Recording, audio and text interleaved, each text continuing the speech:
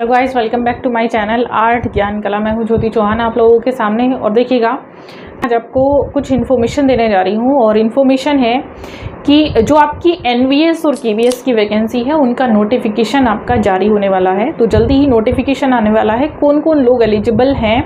और साथ साथ मैंने बताया था ईएमआरएस की वैकेंसी भी आने वाली है। एमआरएस के साथ साथ आपका जो राजस्थान का फर्स्ट ग्रेड वैकेंसी है उसका नोटिफिकेशन भी जारी होने वाला है।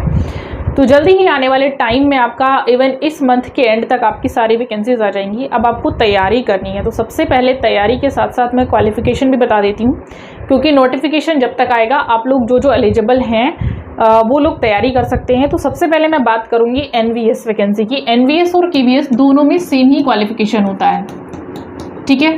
अब देखिएगा, इनमें फर्स्ट पेपर भी होता है, मतलब जो आपका जनरल पेपर होता है वो भी होगा और क्वालिफिकेशन भी सेम ही रहेगा, ठीक।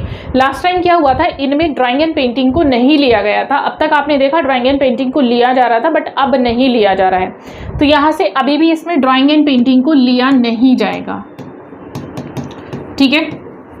ड्राइंग एंड पेंटिंग आप देख रहे हैं ज़्यादातर जो है वो लगभग ख़त्म ही हो चुका है। तो ये वाले जो कैंडिडेट हैं वो अप्लाई नहीं कर पाएंगे इसमें। अब इसमें कौन अप्लाई कर पाएगा, तो डिटेल से सूचना तो मैं आपको नोटिफिकेशन आने से ही बताऊंगी पहले। लेकिन यहाँ पर जो लोग अभी हैं, मतलब जो तैयारी कर सकते हैं, उनके लिए मैं बता रही हूँ, क्योंकि अभी कौन कौन एलिजिबल होगा। जैसे लास्ट टाइम क्या है, फाइन आर्ट वालों को लिया गया था। अभी आप देखेंगे जो वैकेंसी आपकी आने वाली है उसकी एक डिटेल और मैं बता देती हूँ। आपकी वैकेंसी एनवीएस, केवीएस, ईएमआरएस और राजस्थान आपका और हरियाणा में भी आपकी वैकेंसी आने वाली है। तो ये जो वैकेंसी अभी टारगेट पर हैं, इनका नोटिफिकेशन आउट होने वाला है जल्दी। जिस दिन नोटिफिकेशन आउट होगा, गेट टू गेट हो जाएगा आपका, एक के बाद एक नोटिफिकेशन आउट होगा। यहाँ से अब जो मैं बात करने वाली थी फाइन आर्ट की, एक ही क्वालिफिकेशन को मैं यहाँ पर बताने वाली हूँ। डीएसएसपी का भी एग्जाम नहीं हुआ, डीएसएसपी की भी डेट जल्दी ही आने वाली है। डीएसएसपी का एग्जाम हो जाएगा। उत्तराखंड की डेट आ चुकी है, 18 अगस्त है। उत्तराखंड का एग्जाम अभी हो जाएगा, ठीक है। तो यहाँ पर देखिएगा, अब इनमें से जिन लोगों को बैच ज्वाइन करना है, अभी जो चल रहे हैं वो ज्वाइन कर सकते हैं। इनके लिए मेरा बैच अभी आगे स्टार्ट होगा आने वाले टाइम में। तो इनके लिए जो लोग एडमिशन लेना चाहते हैं वो तब तक एप्लीकेशन डाउनलोड करके रखेंगे। अब देखिएगा, क्वालिफिकेशन मैंने बताई थी, फाइन आर्ट में 5 ईयर का आपके पास डिप्लोमा होना चाहिए। केवीएस और एनवीएस दोनों में मांगते हैं 5 ईयर्स का डिप्लोमा आपके पास होना चाहिए, ठीक है। क्लियर है। ईएमआरएस में बीएफए मांगा जाता है, डीएसएसपी में मास्टर्स मांगा गया था, और मास्टर हो आपके पास या फिर ग्रेजुएशन के साथ आपके पास 2 ईयर का डिप्लोमा होना चाहिए। मतलब ग्रेजुएशन ही फाइन आर्ट्स के साथ आपके पास 2 ईयर का आपके पास डिप्लोमा होना चाहिए, वो भी फाइन आर्ट, स्कल्पचर, इस तरह की आपके जो एक्टिविटीज़ हैं उनमें आपका डिप्लोमा होना चाहिए, ठीक है। अब देखिएगा, बात कर लेते हैं यहाँ से। तो ये आपको क्लियर है, इसमें ड्राइंग एंड पेंटिंग अब आपको नहीं चलेगा। फाइन आर्ट में आपके पास डिप्लोमा होना चाहिए, चाहे वो ललित कला अकेडमी से है आपका, चाहे वो आपका जैसे बीएफए आपका पहले 5 साल का होता था, तो वो लोग इसमें एलिजिबल हैं। बट अब बीएफए भी आपका 4 साल का ही होता है। सॉरी, बीएड अगर निकला हो तो बीएड नहीं, बीएफए की मैं बात कर रही हूँ। तो बीएफए वालों को ले लिया गया था यहाँ पर। अब देखिएगा, बीएफए भी 4 साल का हो गया, तो 4 साल वाले भी अप्लाई नहीं कर सकते हैं। अब जो इसमें एलिजिबल होंगे, चाहे तो आपका बीएफए के साथ 1 ईयर का कोई ऐसा कोर्स आपका आता हो जो आपने कर रखा है, जो ऑथेंटिक है, तो आप लोग एलिजिबल हैं इसमें, ठीक है। अभी सिर्फ मैं इतना ही इसमें बता रही हूँ, क्योंकि इसकी जो डिटेल, आपकी जो डिटेल वाला जो नोटिफिकेशन है विद एज क्राइटेरिया, तो इसमें काफ़ी होता है, उसमें डरने की जरूरत ही नहीं है आप लोगों को। बाकी इसमें थोड़ा सा चेंजेस हो सकता है, इस बार भी आए, चांसेस ऐसे बन रहे हैं। अब जो बात कर लेते हैं हम आगे की, तो जो लोग इसमें एलिजिबल हैं वो लोग अपनी प्रिपरेशन रखेंगे। जैसे कि लास्ट टाइम की आप देखेंगे नोटिफिकेशन के अकॉर्डिंग मैं बता रही हूँ यहाँ पर एलिजिबिलिटी क्राइटेरिया दोनों का ये है। एमआरएस का आपको पता ही है, सेम जो मैंने लास्ट टाइम बताया था, और वो यही है कि इसमें जो है फाइन आर्ट ही मांगा जाता है बेसिकली इसमें। बाकी इसमें किसी को वो लेते ही नहीं है। फाइन आर्ट भी इसमें ग्रेजुएशन बेसिस पे, यानी बीएफए वालों को वो ले लेते हैं। अब देखेंगे, इसमें हरियाणा की मैं बात कर लेती हूँ, आरपीएससी, क्योंकि अभी फर्स्ट ग्रेड का क्योंकि इसमें आएगा। तो यहाँ पर देखेंगे हरियाणा टीजीटी की अगर हम लोग बात करें, तो यहाँ पर सबसे पहली चीज़ चाहिए आपको बीएड, और बीएड भी आपको किस में चाहिए, ड्राइंग में चाहिए, यानी ड्राइंग एंड पेंटिंग से चाहिए, आर्ट में चाहिए।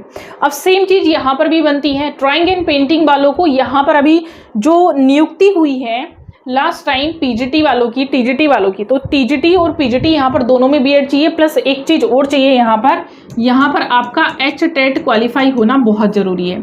हरियाणा के लिए जो वैकेंसीज आने वाली हैं वहाँ पर आपको HTET क्वालिफाई होना बहुत ज़रूरी है।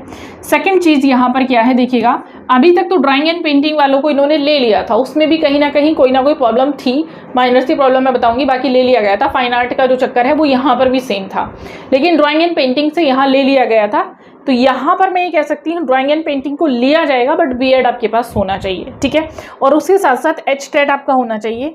तो जिन लोगों ने HTET बहुत इजी सा आपका आता भी है, ज़्यादा टफ आपसे पूछा भी नहीं जाता।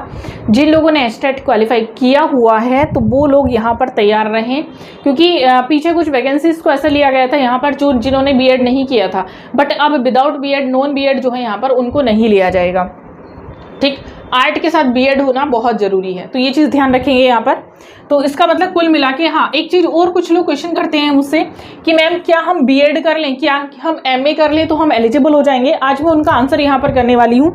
जैसे कुछ लोग पूछते हैं कि खाली अगर हम लोग एमए कर लें ड्राइंग एंड पेंटिंग में, ठीक है, तो क्या वो एलिजिबल हैं, या फिर वो लोग पूछते हैं मुझसे कि हम लोग ऐसा कौन सा कोर्स करें कि जिससे हम ड्राइंग टीचर बन सकें। तो देखिएगा, ड्राइंग टीचर बनने के लिए अलग अलग स्टेट में अलग अलग क्वालिफिकेशन हो गई है। जैसे कि आपको पता ही है, हर स्टेट में कहीं ना कहीं कुछ ना कुछ एक चीज़ ऐसी आपके सामने आ जाती है जो आपको कहीं ना कहीं परेशान कर सकती है। मैं कहूँगी जो एलिजिबिलिटी आपके पास है वो कहीं ना कहीं आपकी मिसमैच हो जाएगी। जैसे अगर यूपी की हम लोग बात करें तो यूपी में अभी तक सिर्फ इतना ही है कि आप लोग प्राविधिक से कर सकते हैं इजीली। एक टेक्निकल आर्ट का कोर्स आप देख सकते हैं, 12th में होता है, और इसके साथ आपने एनी सब्जेक्ट ग्रेजुएशन किया हो, आप एलिजिबल हैं, ठीक है। ये क्वालिफिकेशन किसी भी स्टेट में आपको नहीं मिल सकती सिवाय यूपी को छोड़ के, ठीक। अभी तक ये है, आगे मैं इसको भी नहीं कहूँगी ये क्या चेंज हो जाए। अब बात कर लेते हैं हम उत्तराखंड की। उत्तराखंड में जैसे एग्जाम है, क्योंकि लास्ट टाइम 2021 में ही यहाँ पर एग्जाम हुआ था उत्तराखंड में, और वही एग्जाम जो है रिकंडक्ट कराया जा रहा है, या फिर मैं कहूँगी दोबारा से जो वैकेंसी है वो निकाली गई है, उसके बाद एग्जाम हो रहा है। क्योंकि बीएड को लेकर वहाँ पर एक बड़ा प्रश्न बन गया था, तो कोर्ट में केस पड़ा हुआ था। अब ये जो बीएड वहाँ पर मांगा गया है, ये बीएड आपका एनी सब्जेक्ट है उत्तराखंड में, ठीक है। ये उत्तराखंड की मैं बात कर रही हूँ, तो ये बीएड जो है ये आपका एनी सब्जेक्ट है। वहाँ पर आपका ग्रेजुएशन आपका आर्ट्स से होना चाहिए और 12th आपका प्राविधिक होना चाहिए। देखिएगा यहाँ पे क्वालिफिकेशन, 12th आपका प्राविधिक होना चाहिए ये वाला, और ग्रेजुएशन आपका होना चाहिए आर्ट्स से। ये किसकी क्वालिफिकेशन है? ये उत्तराखंड की क्वालिफिकेशन है, ठीक। जो लोग काफ़ी लोग मुझसे पूछते हैं कि मैम उत्तराखंड की क्वालिफिकेशन क्या है, तो मैं एक बार और रिवाइज करा देती हूँ, यूपी और उत्तराखंड की दोनों की कंपेयर करके, ठीक। यूपी में अभी आप देखेंगे प्राविधिक कला से आपने 12th कर लिया, प्लस किसी भी सब्जेक्ट से आपने ग्रेजुएशन कर रखा है, तो आप यूपी में ड्राइंग एंड पेंटिंग से टीचर बन सकते हैं, यानी आर्ट से टीचर बन सकते हैं, आप इसका एग्ज़ाम दे सकते हैं। लेकिन उत्तराखंड में अभी क्या है, हाँ इसको मैं श्योर नहीं करूंगी आगे क्वालिफिकेशन रहेगी, तो ये मत कहें, ये नहीं कहेंगे कि मैंने बताई थी क्वालिफिकेशन तो आगे ये रहेगी। अभी इसके बारे में मैं कुछ नहीं कह सकती हूँ, क्योंकि आगे क्वालिफिकेशन जिस तरीके से चेंज हो रही है। दूसरी चीज़ है, अभी इसका एग्जाम नहीं हुआ, इसका एग्जाम होगा, 1 साल में ये प्रोसीजर कंप्लीट होगा ज्वाइनिंग का, उसके बाद वैकेंसी निकलती है, तब मैं ये नहीं कहूँगी कि किस तरह से आपका जो प्रोसीजर रहेगा, न्यू क्या रहेगा। अभी तक वो ये है यूपी में, ठीक है। अब बात करते हैं उत्तराखंड में। तो उत्तराखंड में बीएड आपको चाहिए किसी भी सब्जेक्ट से, बीएड के साथ वहाँ टेट भी आपका स्टेट क्लियर होना चाहिए, जो स्टेट टेट है वो भी आपका क्लियर होना चाहिए। उत्तराखंड का आर्ट में भी आपको टेट मांगा गया है, स्टेट टेट आपका क्लियर होना चाहिए वहाँ का, बीएड आपका होना चाहिए। 12th आपका टेक्निकल से भी बहुत ज़रूरी है, डिज़ाइन से नहीं, टेक्निकल से 12th आपका होना चाहिए, ऐसा लिखा हुआ है वहाँ पर भी। जब मैंने नोटिफिकेशन आपको बताया था, मेरा सारा वीडियो इसमें पड़ा हुआ है, इसी चैनल पे आप देखेंगे तो आपको सारा वीडियो मेरे प्लेलिस्ट में आपको इजीली मिल जाएगा, आप सर्च करेंगे तो, ठीक है। तो यहाँ से आप समझ गए उत्तराखंड की क्वालिफिकेशन है। मैंने केवीएस और एनबीएस में मैंने बताया था कि केवीएस और एनबीएस में 5 साल का आपको फाइन आर्ट का डिप्लोमा चाहिए। तो अब आप देख रहे हैं इन दोनों में से जो मैच होता है वो ऊपर KVS NBS में कोई मैचिंग नहीं होती है। अच्छा, DSSB में क्या क्राइटेरिया है, तो DSSB का जो क्राइटेरिया बना था आपका, DSSB में हमने बात की थी कि ये फर्स्ट टाइम ऐसा हुआ DSSB में, इसी साल क्वालिफिकेशन चेंज हुई है, आपने देखा होगा। मास्टर वो लोग नहीं मांगते थे, मास्टर पहली बार मांगा कि आर्ट से अगर आप लोगों ने मास्टर कर रखा है तो आप इसमें एलिजिबल हैं, यानी आपने जो है ड्राइंग एंड पेंटिंग आपने करा, आर्ट में दिया था। उसमें ऐसा नहीं है कि कोई भी आपका मतलब इसमें कि एक पर्टिकुलर फाइन आर्ट ही रखा है, आर्ट था, ड्राइंग एंड पेंटिंग भी हो सकता है। एक इसमें दिया हुआ था ग्रेजुएशन के साथ आपका कोई डिप्लोमा होना चाहिए, जैसे स्कल्पचर का है आपका या शिल्प का है या कोई भी किसी भी मतलब फाइन आर्ट का भी डिप्लोमा हो सकता है। तो इस तरह से कोई भी अगर आपके पास डिप्लोमा है तो वो लोग एलिजिबिलिटी यहाँ पर रखते हैं।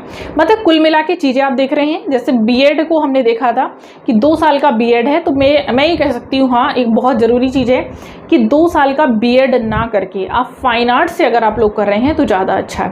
क्वालिफिकेशन देखिएगा, आर्ट में बहुत जिस तरीके से चेंज हो रही है उस तरीके से मैं ये नहीं कह सकती कि आपको ये कर लीजिए आप टीचर बन जाएंगे, थोड़ा सा मुश्किल है। लेकिन एक चीज़ अगर मैं इसमें कहूँ कि आप क्या करके टीचर बन सकते हैं, तो फाइन आर्ट बेसिकली करेंगे, ड्राइंग एंड पेंटिंग से आप आगे नहीं बढ़ें। जो अभी आने वाले स्टूडेंट हैं 12th से जो कर रहे हैं उनके लिए मेरा खास यहाँ से मैं कहूँगी कि आप लोग जो है फाइन आर्ट से करिएगा, BFA आप लोग कर लीजिएगा, ज़्यादा अच्छा है। या ललित कला अकेडमी वगैरह से आप लोग पढ़ाई करेंगे तो बहुत अच्छा है। मतलब यहाँ से आप कोई डिप्लोमा वगैरह लेना चाहते हैं तो वो आपका एलिजिबल रहेगा, क्योंकि वो कभी यहाँ से मैं कहूँगी कि उनको कभी ऐसा नहीं हुआ कि वो उसको इनकार कर दें कि हाँ ये नहीं लेंगे, ठीक है।